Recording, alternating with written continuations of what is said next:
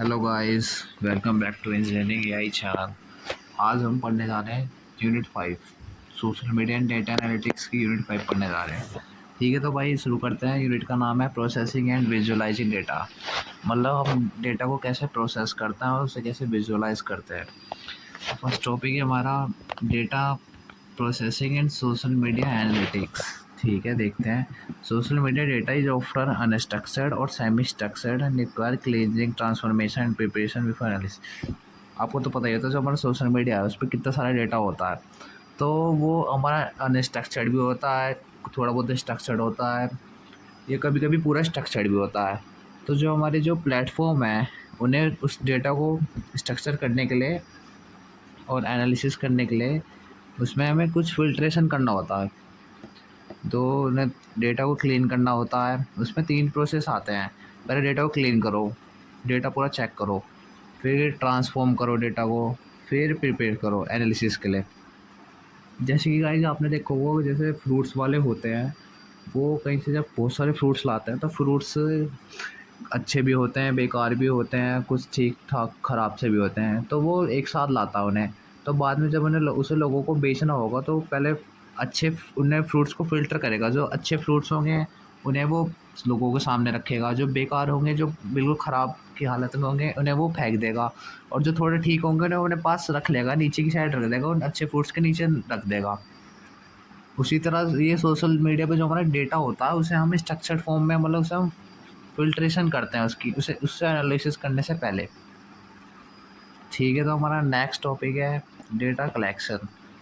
इसके अंदर हमारे 3 आते हैं: एपीआई, स्क्रैपिंग, स्ट्रीमिंग। एपीआई होता है हमारे जैसे Twitter API, Facebook graph API, Instagram API. तो गाइस ऐसे तो समझ में आएगा नहीं। एपीआई मैं आपको बताता हूँ। जो एपीआई एक तरीके का हमारा इंटरफेस होता है, जो हमारी जो डिफरेंट एप्लीकेशंस होती है ना, एक दूसरे को उनमें बीच में ताकि कम्युनिकेशन हो सके, उसकी हमें वो देता है, उसकी फैसिलिटी देता है।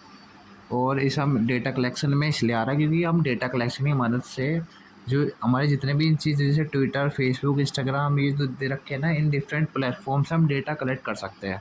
जैसे हमारा जो ट्विटर है, ट्विटर एपीआई है, इसका हम यूज़ करके ट्विटर से डेटा कलेक्ट कर सकते हैं। जैसे लोगों के ट्वीट्स देख सकते हैं, यूज़र इन्फॉर्मेशन, हमारे ट्रेंडिंग टॉपिक्स क्या चल रहे हैं। वैसे ही हमारा फेसबुक ग्राफ एपीआई है, इसमें हम फेसबुक से डेटा कलेक्ट कर सकते हैं। जैसे कि किसी यूज़र की इन्फॉर्मेशन देख सकते हैं, उसके फ्रेंड्स दे सकते हैं, उसकी पोस्ट दे सकते हैं। बिल्कुल सेम ऐसे इंस्टाग्राम में है कि यूज़र की इन्फॉर्मेशन उन्होंने क्या क्या डाल रखा है, उसका क्या मीडिया कंटेंट है, कौन कौन उसके दोस्त हैं। बस इतना सही टॉपिक है। अब हम देखते हैं सेकंड पार्ट है हमारा scraping. Using tools for beautiful soup scrapy note check platform terms of scraping. इसमें तो छोटा सा टॉपिक है, लेकिन गाइस ये एक बड़ा टॉपिक है, लेकिन हमें थोड़ा सा पढ़ना है। स्क्रैपिंग हमारा होता क्या है? स्क्रैपिंग से हमारा ये होता है, हम इसे वेब डेटा को एक्सट्रैक्ट करने के लिए यूज़ करते हैं। जैसे हमारी वेबसाइट हो गई, वेब पेज हो गया, ऑनलाइन डॉक्यूमेंट्स हो गया, इनसे ताकि हम डेटा को ऑटोमेटिकली एक्सट्रैक्ट कर सकें। उसको एक्सट्रैक्ट करने के लिए हमें कुछ टूल्स की यूज़ लेनी पड़ती है, जैसे ये दे रखे हैं ब्यूटीफुल सूप स्क्रैपी। बस यही है, इतना ही है। इसके बहुत सारे टाइप्स भी होते हैं, कैसे काम करता है ये, इसके यूजेस क्या हैं, चैलेंजेस क्या है, ये सब हमें पढ़ने की ज़रूरत नहीं है। शायद ये टॉपिक आ गया है, लेकिन अभी तो इतना ही है।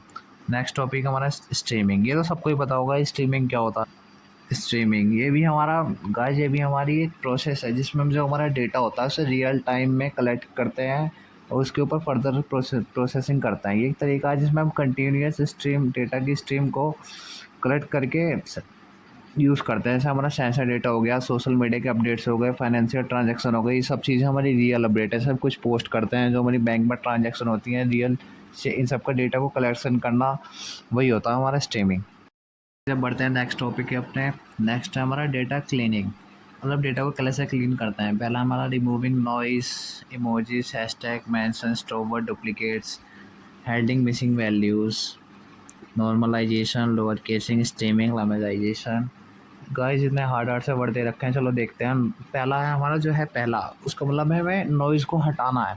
उसमें आता है emoji, hashtag, mention, stop words. इन चीज़ों को हमें रिमूव करने के लिए करते हैं। और सेकंड है हमारा हैंडलिंग मिसिंग वैल्यू। इसमें जो हमारी मिसिंग वैल्यू होते हैं उन्हें हैंडल करते हैं। जैसे एम्प्टी वैल्यूज़ को जो हमारा होती हैं कुछ कुछ, उन्हें किसी चीज़ से फिल कर देना या उन्हें ड्रॉप कर देना। तीसरा नॉर्मलाइजेशन। नॉर्मलाइजेशन में रियल टाइमिंग स्ट्रीमिंग। नॉर्मलाइजेशन में हमारे 3 आते हैं। एक तो है ये लोअर केजिंग, स्ट्रीमिंग, लिमिटेशन। लोअर केजिंग में तो आपको तो पता ही है, वर्ड्स को लोअर कैपिटल शॉर्ट फॉर्म में कर देना। स्ट्रीमिंग का मतलब ये होता है जो हमारा वर्ड्स है ना उन्हें रूट फॉर्म में लाना, वर्ड्स को रूट फॉर्म में कन्वर्ट करने का। और जो लैमिटाइजेशन है ये हमारा डेटा को रिफाइन करने के लिए यूज़ होता है। अब चलते हैं नेक्स्ट टॉपिक पे, डेटा ट्रांसफॉर्मेशन, मतलब डेटा को ट्रांसफॉर्म करना। Tokenization, making text into words और सेंटेंसेस। ये तो पढ़ते ही समझ पा रहा है कि जो हमारे टेक्स्ट है उन्हें वर्ड से सेंटेंस में तोड़ना। सेकेंड है हमारा वेक्टराइजेशन। इसमें हम वेक्टराइजेशन में हम कुछ NLP मॉडल्स है ना उनको यूज़ करते हैं ताकि जो हमारे टेक्स्ट है उन्हें नंबर में कन्वर्ट करें, इसलिए यूज़ होता है ये याद रख लेना का। ये जो दे रखा है TF, IDF, word to be, but, इन सबको याद कर लेना, एक दो याद कर लेना ईजी से। नेक्स्ट है हमारा sentiment tagging, topic labelling, language detection. इसका मतलब ये होता है जो हमारा जो कोई टेक्स्ट है उसमें से हमें किसी इमोशंस के बारे में पता करना, उसके टॉपिक के बारे में पता करना, इस चीज़ को डिटेक्ट करने के लिए AI मॉडल्स और ट्रेन किया जाता है। इसमें हम AI मॉडल्स का यूज़ करते हैं ताकि हम जो हमारा कोई टेक्स्ट दे रखा है उसमें कोई इमोशन या कोई किस चीज़ के बारे में बात हो रही है इसे डिटेक्ट करने के लिए यूज़ करते हैं। अब नेक्स्ट टॉपिक है हमारा डेटा इंटीग्रेशन। फर्स्ट है हमारा combining data from multiple platforms, example Twitter plus YouTube. इसमें हम मल्टीपल प्लेटफॉर्म से डेटा को मर्ज करते हैं। जैसे हमारा ट्विटर, यूट्यूब है, उनके हमने कमेंट उठा लिए और उन सबको हमने एक जगह मर्ज कर दिया ताकि हम उसमें से उन कमेंट में से कॉमन टॉपिक फाइंड कर सकें।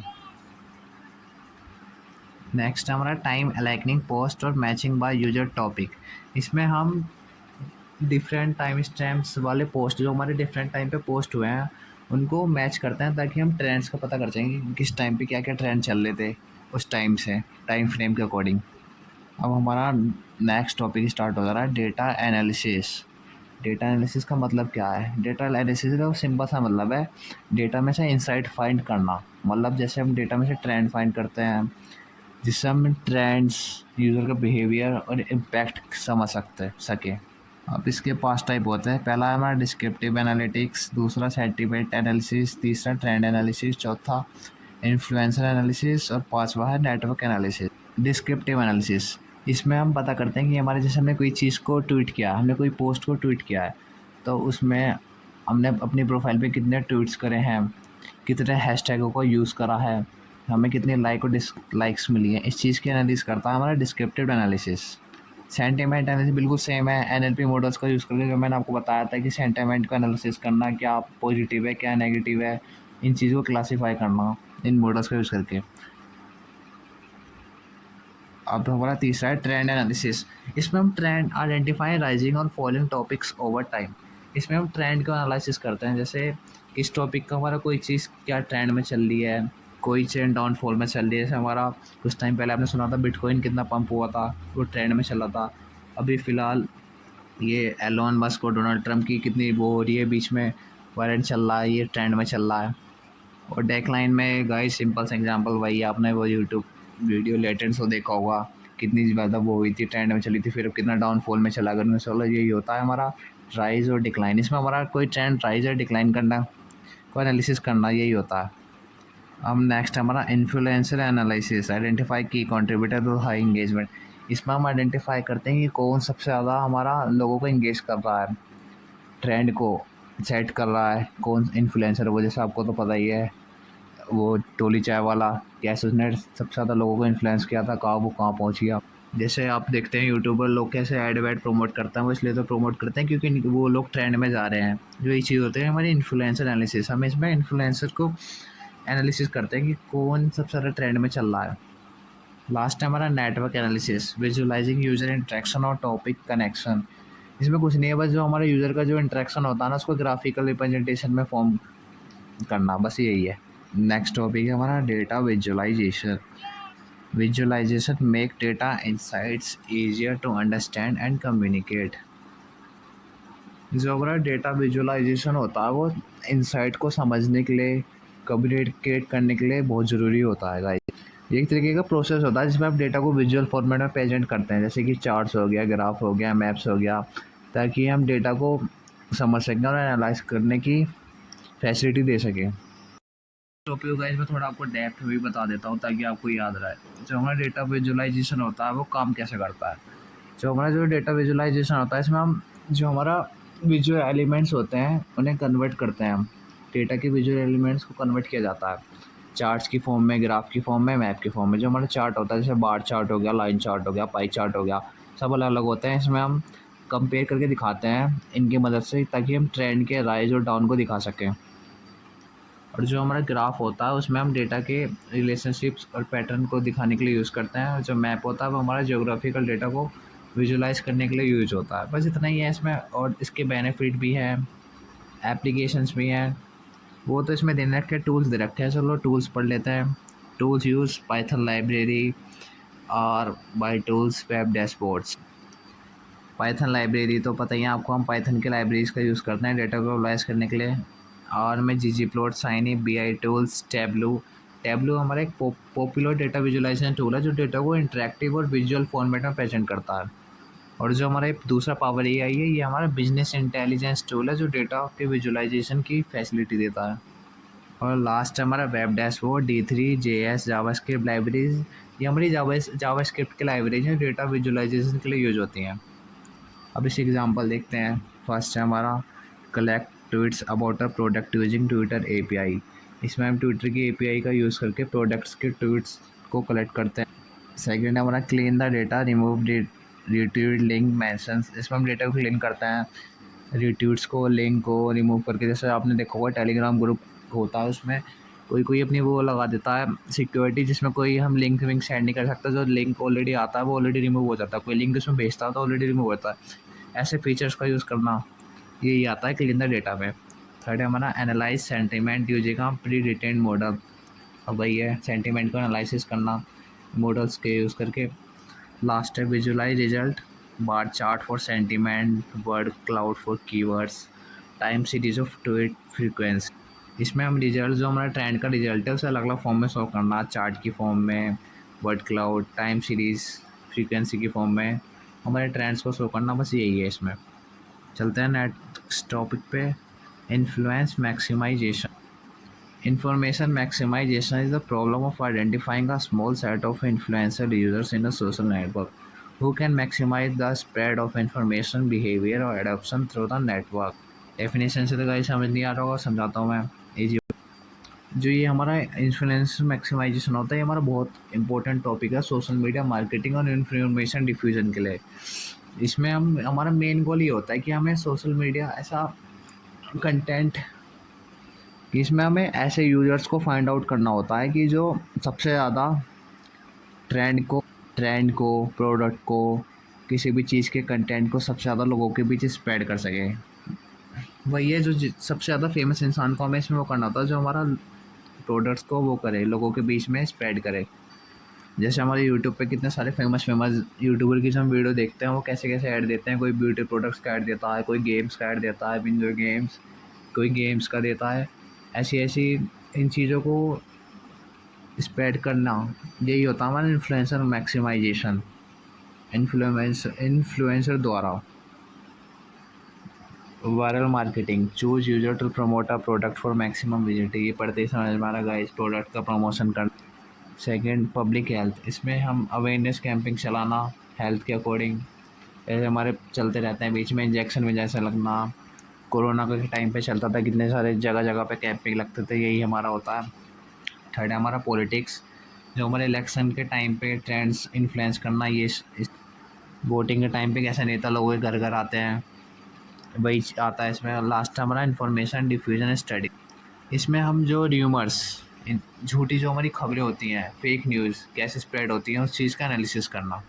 अब नेक्स्ट टॉपिक हमारा कॉन्सेप्ट। फर्स्ट है सोशल मीडिया ग्राफ।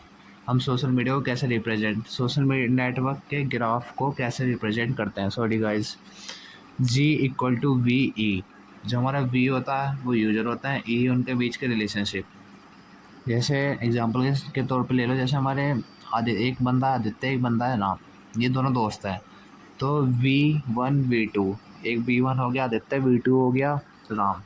ये तो हमारे यूजर्स को बता रहा है। और जो हमारा E हो गया, दोनों दोस्त हैं, ये इनके बीच के रिलेशनशिप बता रहा है। बस यही है इसमें।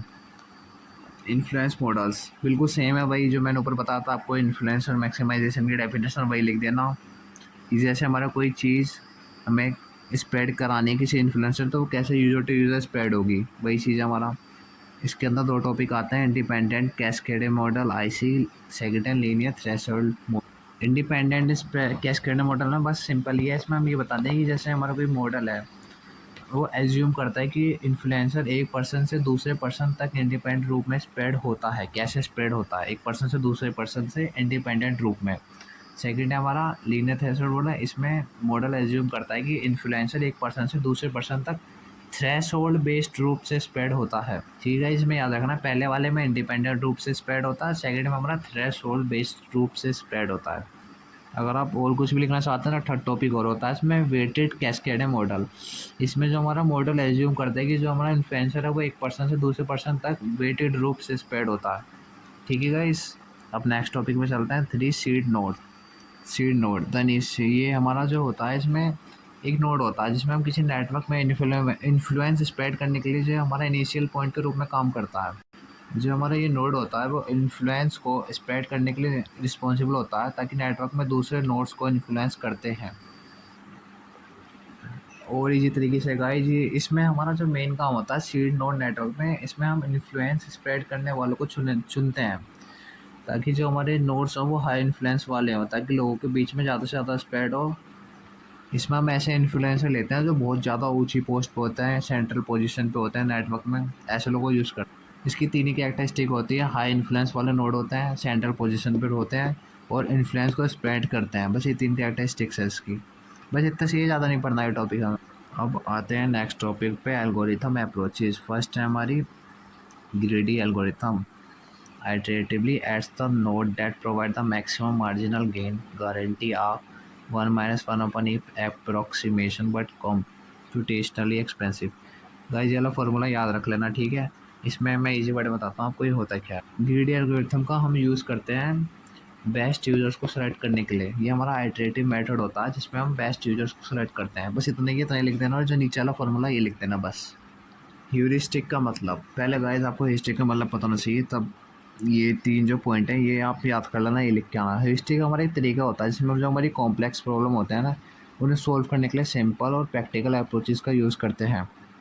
ह्यूरिस्टिक का मतलब होता है एक्सपीरियंस बेस्ड टेक्निक, जो हमें प्रॉब्लम्स को एफिशिएंटली सॉल्व करने में मदद करती हैं। इसकी हमारी 3 कैरेक्टरिस्टिक होती हैं, सिंपल और प्रैक्टिकल अप्रोच। सिंपल होनी चाहिए हमारी, प्रैक्टिकल अप्रोच चाहिए, एक्सपीरियंस होना चाहिए, एक्सपीरियंस बेस्ड टेक्निक। तीसरी हो रही है हमारी एफिशिएंट प्रॉब्लम सॉल्विंग। हमारी 3 इसी कैरेक्टरिस्टिक होती हैं। इन सिंपल वर्ड, ह्यूरिस्टिक्स का हम यूज़ करके कॉम्प्लेक्स प्रॉब्लम को हम एफिशिएंटली सॉल्व कर सकते हैं और अपने गोल को अचीव कर सकते हैं। बस इतनी सिंपल डेफिनेशन है इसकी। और इसमें ये high degree heuristic page rank ये आप याद कर लेना, बस इतना ही है, नहीं तो जो मैंने बताया वही लिख देना, नंबर पूरे मिलेंगे। थर्ड है हमारा machine learning approaches. Approaches guys वही है जो हमने मशीन लर्निंग का पेपर दिया। मशीन लर्निंग क्या होता है, जो हमें कंप्यूटर को ट्रेन करना पास्ट डेटा के बेस पर, और डेटा में से पैटर्न्स को फाइंड करना, आइडेंटिफाई करना, यही होता है हमारा। यही लिख देना गाइस। उसमें algorithm, graph, GNN can also be use, ये भी लिख देना। ये तो हमने पढ़ रखा ऑलरेडी, बस और कुछ नहीं है। फोर देखते हैं, कम्युनिटी बेस्ड मेथड। ये कम्युनिटी बेस्ड मेथड, इसमें हमारा होता है डिफरेंट क्लस्टर से सीड यूजर सेलेक्ट करना। मतलब हमारे कितने सारे इन्फ्लुएंसर है, कोई गेमिंग का है, कोई कॉमेडी का है, कोई किसी और टेक्नोलॉजी का है, सब कुछ अलग अलग तरह के हमारे इन्फ्लुएंसर हैं। उन सब में से मेन जो फेमस है बहुत ज़्यादा, उन्हें सेलेक्ट करना, ताकि उनसे हम अपना काम करवा सकें। जैसे हम अपना मतलब अपने स्पेक्टिंग में ले रहे हैं, जैसे कोई कंपनी है, बड़ी कंपनी, वो अपना प्रमोशन करा सके। बस इतना ही है इसमें। अब चलता हमारे लिमिटेशन पे। इसमें हमारी scalability, uncertainty, dynamic network, real time process. Scalability मतलब हमारा इतना ज़्यादा लार्ज डेटा है, कितने सारे लोगों का, बिलियन ऑफ यूज़र का डेटा पड़ा रहता है, उसमें से हमें स्ट्रक्चर डेटा फाइंड करना, ये हमारी इसकी लिमिटेशन है कि हम डेटा कैसे प्रोसेस करेंगे इतने सारे लोगों का। अनसर्टेनिटी, इसमें हम इन्फ्लुएंसिंग प्रोबेबिलिटी और ऑफ्टर नॉन, जो हमारी इन्फ्लुएंस होते हैं उनकी कभी कभी जो हमारी प्रोबेबिलिटीज़ होती है वो कभी हमारी अननोन हो सकती है, नॉइज हो सकती हैं, या कुछ भी हो सकती हैं, बिलीव जो जिन पर हम बिलीव नहीं कर सकते। थर्ड है हमारा dynamic networks. Social graph change over time. आपको पता है सोशल नेटवर्क का कैसे चेंज होता रहता है टाइम टू टाइम, कभी ट्रेंड राइज होता है, कभी फॉल होता है, वही है इसमें। जैसे हमारा एग्जांपल लीजिए बिटकॉइन, बिटकॉइन का प्राइस कभी ऊपर जाता है, कभी नीचे जाता है। तो इसकी जो हमारे मेजर करना एक तरीके का चैलेंज है, इसके इन्फ्लुएंस को मेजर करना, वही आता है इसमें। और लास्ट हमारा real time processing, necessary for decision making and trending topic. जो हमारा रियल टाइम में डेटा चल रहा है, जैसे कोई ट्रांजेक्शन हो गई, पोस्ट हो गई, और मार्केट हो गया, शेयर मार्केट हो गया, इन चीज़ें रियल टाइम में एनालिसिस करना, टाइम टू टाइम बिल्कुल करेक्ट। इसमें इसे मेजर करने में हमें जो दिक्कत आती है वही वही सब आती है लिमिटेशन में। एक इसमें और आप ले सकते हैं मॉडल सिलेक्शन। जो हमारा इन्फ्लुएंस, जो हमारा मॉडल है वो इन्फ्लुएंस मॉडल है, उसे सेलेक्ट करना भी एक चैलेंज होता है, क्योंकि डिफरेंट मॉडल हमारे डिफरेंट सिनेरियो के लिए सूटेबल हो सकते हैं। जैसे गाइस आप अंदाजा लगा सकते हैं, जैसे हमारे क्रिकेटर्स हैं, वो हमारा प्रमोशन करते हुए देख रहे होंगे आपने, आईपीएल में देखो ड्रीम इलेवन का ऐड दे रहे हैं, हमारे गेम के ऊपर कई ऐड दे रहे हैं। अगर वो किसी और चीज़ का प्रमोशन करते हैं तो ऐड बिल्कुल सही से नहीं बैठता, प्रमोशन अच्छा से नहीं लगता उन पर करते हुए। इसलिए इसलिए हमें जो हमारा इन्फ्लुएंस होता है उसमें ऐसा सिलेक्शन करना होता है ताकि वो उसके सिनेरियो पे मैच करे। अब नेक्स्ट टॉपिक पे चलते हैं, visualization analysis, diffusion graph, heat maps, influence को।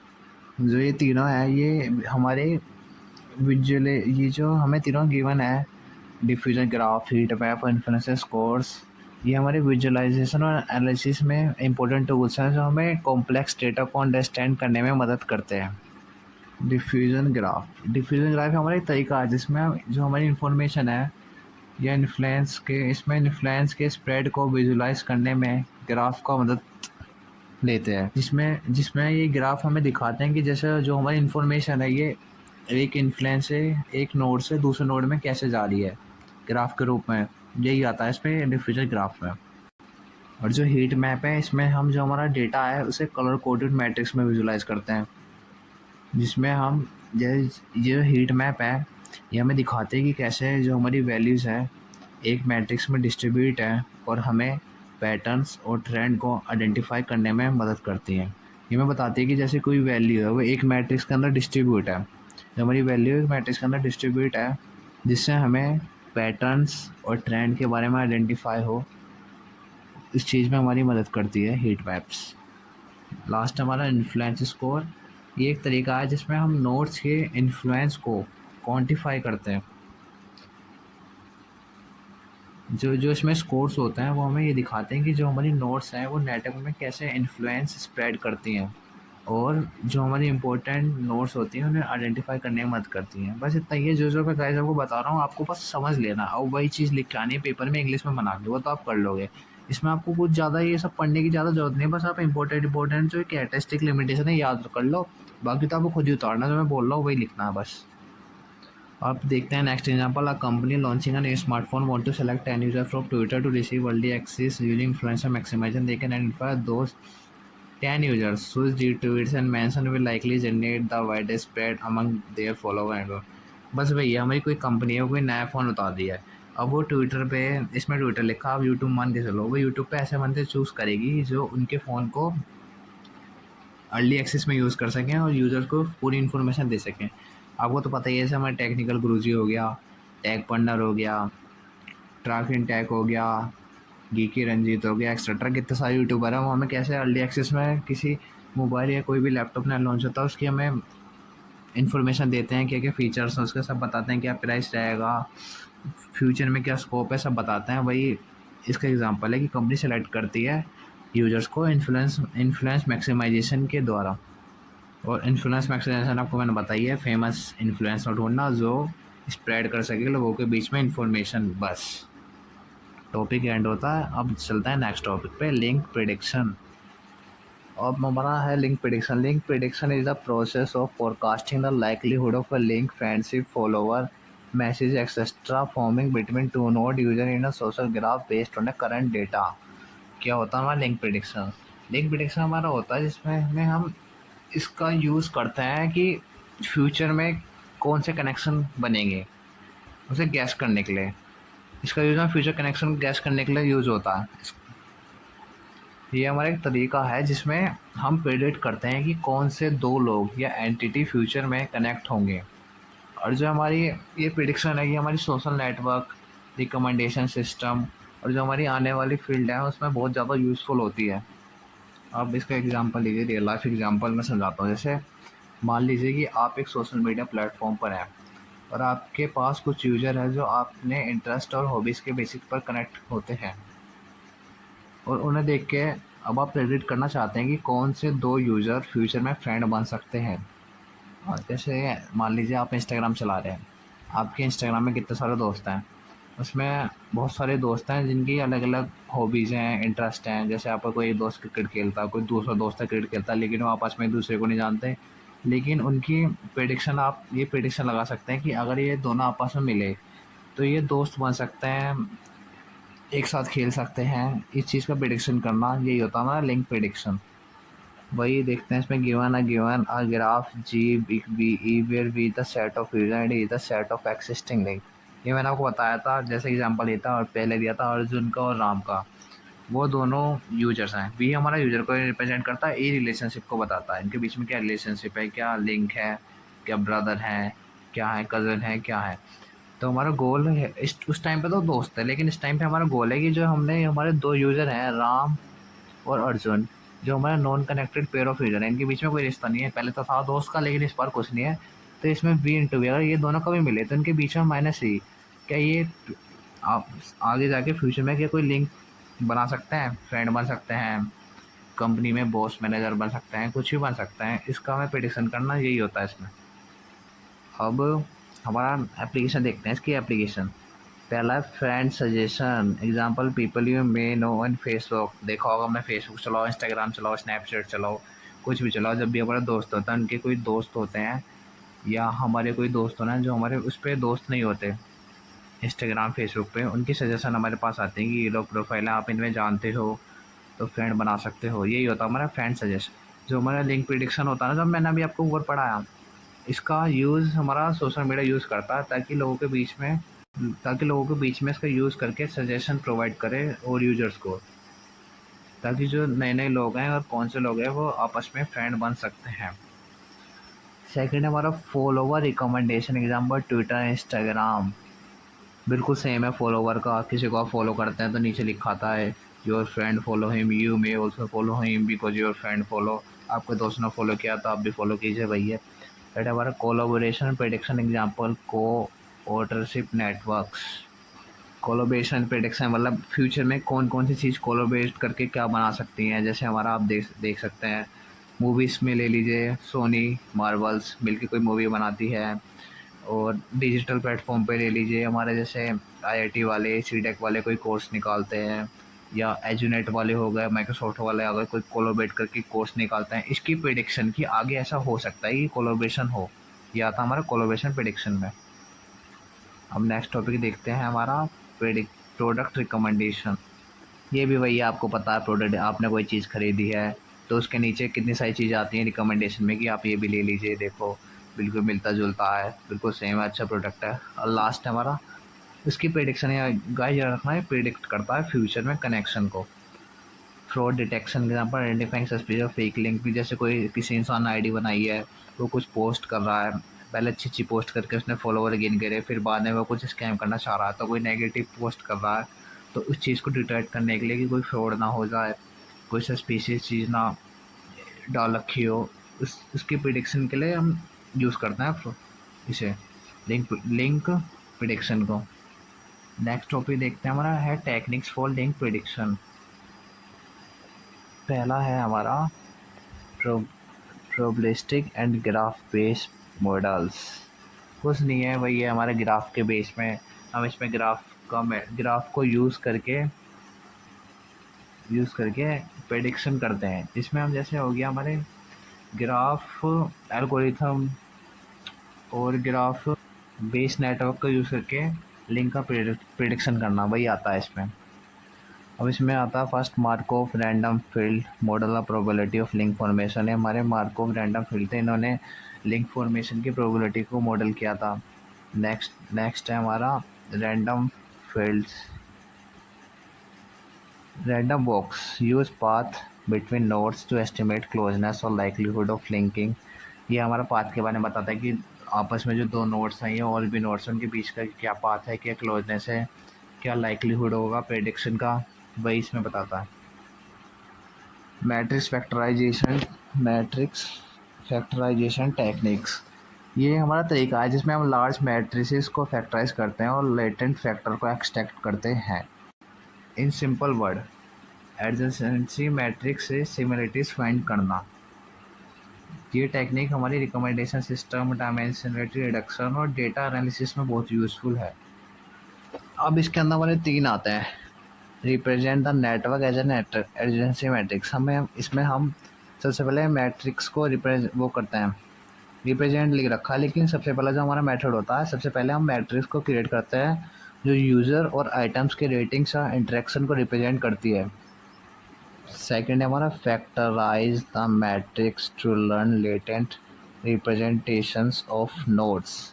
इसका मतलब है हम मैट्रिक्स को फैक्टराइज करते हैं और लेटेंट फैक्टर्स को एक्सट्रैक्ट करते हैं जो यूजर्स और आइटम्स की अंडरलाइंग पैटर्न्स को रिप्रेजेंट करते हैं। अब थर्ड देखते हैं predict links based on similarity in latent space, मतलब हम लेटेंट फैक्टर को यूज़ करके हम यूजर्स और आइटम्स के रिकमेंडेशन को जनरेट करते हैं और प्रेडिक्ट करते हैं। इसका रियल लाइफ एग्जांपल मतलब समझने के लिए बताता हूँ। जैसे आप मान लीजिए कि आप एक मूवी स्ट्रीमिंग प्लेटफॉर्म है, जैसे आप एक नेटफ्लिक्स है और आपके पास यूज़र की रेटिंग्स हैं, यूजर्स ने बहुत सारे शोज़ पे बहुत ज़्यादा रेटिंग्स करी है, तो आप मैट्रिक्स फैक्टराइजेशन टेक्निक का यूज़ करके यूज़र और मूवी की रेटिंग को एक मैट्रिक्स के रूप में रिप्रेजेंट कर सकते हैं। आता है नीचे कितने लोगों ने रेटिंग्स की है मूवीज़ के नीचे। दूसरा है कि मैट्रिक्स को फैक्टराइज करके और लेटेंट फैक्टर को एक्सट्रैक्ट करते हैं जो यूज़र की प्रेफरेंस और मूवीज़ के जेनर्स को रिप्रेजेंट करता है। इसमें हम जैसे मूवी को मैट्रिक्स को फैक्टराइज कर देते हैं, जैसे मूवी कौन सी है हमारी, क्राइम है, ड्रामा है, एक्शन है, थ्रिलर है, हॉरर है। इस बेस पर हम मूवी को फैक्टराइज कर देते हैं ताकि हम मूवी के जैन को और यूज़र के प्रेफरेंस को रिप्रेजेंट कर सकें। और इन्हीं फीचर का यूज़ करके यूज़र की वॉच हिस्ट्री देख के या उसके जो वो वॉच देखता है उसके बेस पर हम उसे मूवी रिकमेंड कर सकें। बस इतना सही है, ज़्यादा डेप्थ में नहीं जाना गाइस। नेक्स्ट टॉपिक देखते हैं, supervise learning approach. Next topic है हमारा supervise learning approach. Treat like prediction as a classified task. Feature common neighbor, shortest path, degree difference, extra label, spelling, exist, word form, letter, otherwise. क्या होता है हमारा ये होता है, इसमें हम फीचर के बेस पर क्लासिफिकेशन करते हैं। क्या हमारी कॉमन नेबर है, क्या हमारा शॉर्टेस्ट पाथ है। इसमें हम सिंपल है, जिसमें हम एक तरीका है जिसमें हम मशीन लर्निंग मॉडल को लेबल डेटा के थ्रू ट्रेन करते हैं ताकि वो प्रिडिक्ट कर सके कि कौन से 2 नोड फ्यूचर में कनेक्ट होंगे। मशीन लर्निंग के अंदर भी आता ना गाइस सुपरवाइज लर्निंग, वैसे ही है। इसका रियल लाइफ एग्जांपल देखिए। तो गाइस जैसे आप इंस्टाग्राम चला रहे हैं, तो मान लीजिए कि आप उसमें चला रहे हैं, तो आप उसमें प्रेडिक्शन कीजिए कि कौन से आपकी फ्रेंड लिस्ट में 2 लोग फ्यूचर में जाके फ्रेंड बन सकते हैं। अभी वो फ्रेंड नहीं है लेकिन वो फ्यूचर में जाके फ्रेंड बन सकते हैं। इसमें हम लेबल डेटा कलेक्ट करते हैं, जिसमें जो हमारा एक्सिस्टिंग फ्रेंड होता है उसे 1 लिखते हैं और जो हमारा फ्रेंड नहीं होता उसे 0 लिख देते हैं। दोनों को मार्क कर देते हैं, जो हमारा फ्रेंड है उसे 1 और जो फ्रेंड नहीं है उसे 0। तो इसमें हम मशीन लर्निंग को इस डेटा और मॉडल को इस तरह ट्रेन करते हैं ताकि वो पैटर्न और फीचर को जान सके, ताकि वो प्रेडिक्ट कर सके कि वो आपस आगे जाके फ्रेंड बन सकते हैं नहीं बन सकते हैं। और जब ये हमारा बन जाता है तो मॉडल को ट्रेन करने के बाद हम नए नोड पेयर को प्रेडिक्ट करने के लिए उसका यूज़ करते हैं ताकि प्रेडिक्ट कर सके कि आगे जाके ये लोग यूजर जो हैं ये फ्रेंड बन सकते हैं नहीं बन सकते हैं। और बाकी हमें एल्गोरिथम दे रखी है, एल्गोरिथम, लोएस्टिंग, रेग्रेशन, एस्टिमेट, डिसीजन, तो आपको पता ही है, हमने मशीन लर्निंग में पढ़ी होगी। तो नेक्स्ट हमारा deep learning, graph neural network, इनका यूज़ करके हम प्रेडिक्शन करते हैं। बस नाम से याद कर लीजिएगा, बाकी तो आप सब लिख ही दोगे, मुझे पता है। नेक्स्ट हमारा पांच इवोल्यूशन मैट्रिक्स। ये कुछ नहीं गाइस, इवोल्यूशन मैट्रिक्स हमारा एक तरीका है जिसमें हम मॉडल की परफॉर्मेंस को मेजर करता है। ये मैट्रिक्स हमें दिखाते हैं कि मॉडल कितना एक्यूरेट है और कितना इफेक्टिव है। बस इसमें कॉमन इवोल्यूशन मैट्रिक्स हैं हमारे, precision, recall, F1 score, AUC ROC curve, area under the ROC curve.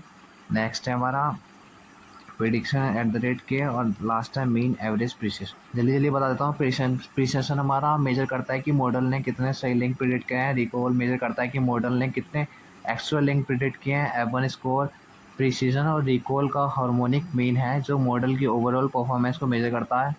AOC और उसी मेजर करता है कि मॉडल कितना अच्छा है, पॉजिटिव और नेगेटिव लिंक क्या है, उन दोनों को डिस्टिंग्विश करने में यूज़ होता है। और हमारा last precision at the rate के ये बताता है कि how many of the top के हमारे प्रिडिक्ट आगे जाके कौन कौन से लिंक हमारे कनेक्ट हो सकते हैं। बस गाइस इतना ही है, आप चलते हैं नहीं तो वीडियो ज़्यादा लंबी हो रही है बहुत ज़्यादा। चैलेंजेस में आता है class imbalance, there are far more links than actual links. इसका मतलब इसका मतलब ये है हमारे कि रियल लिंक्स हमारे बहुत कम है, और जो हमारे नॉन लिंक्स हैं, जो हमारे फेक लिंक्स हैं, वो बहुत ज़्यादा हैं। सेकंड है स्केलेबिलिटी, सोशल नेटवर्क कैन है मिलियन ऑफ यूज़र, मतलब मिलियन ऑफ यूजर्स का डेटा प्रोसेस करना। थर्ड है dynamic nature, network evolve over time, network आपको पता है ट्रेंड हमेशा टाइम टू टाइम अलग चलता रहता है, चेंज होता रहता है। नेटवर्क में चेंज आते रहते हैं जो लिंक प्रिडिक्शन को मुश्किल बनाते हैं। लास्ट है हमारा gold start, new user have a little और नो कनेक्शन हिस्ट्री। कोई इंसान नई नई आईडी बनाता है तो उसका ना अभी कोई कनेक्शन होता है ना कोई हिस्ट्री होती है, तो हम उससे प्रेडिक्ट नहीं कर सकते कि आगे से कौन दोस्त बनेंगे। बस इसमें इतना ही है। Last visualization, heat map, grey graph layout, tempo animation, मैंने आपको ऊपर बताया, ऊपर देख लीजिएगा इस। अब इसमें हमें एग्जांपल दे रखा है लिंक्डइन का, कि लिंक्डइन को सजेस्ट करना है new connection based on historical data, mutual conception, profile similarity. किसी पर्सन को उसे न्यू कनेक्शन सजेस्ट करने हैं तो वो उसके हिस्टोरिकल डेटा, उसकी पोस्ट, उसके म्यूचुअल कनेक्शन को देख के इन सबको देख के वो सजेस्ट करेगा, और उसको एल्गोरिथम यूज़ करता है हमारी जीएनएन एल्गोरिथम यूज़ करके यूज़र को सजेस्ट करेगा कि आने वाले कौन से दो user are likely to connect और सजेस्ट देम एज पॉसिबल। तो आने वाले कौन से दो यूज़र कनेक्ट हो सकते हैं उससे, जो उन्हें वो सजेशन देगा। एप्लीकेशन इन एडवर्टाइजिंग, एडवर्टाइजमेंट कहाँ कहाँ होती है हमारी, social media platform, Facebook, Instagram, YouTube, Twitter, richer for return personal add.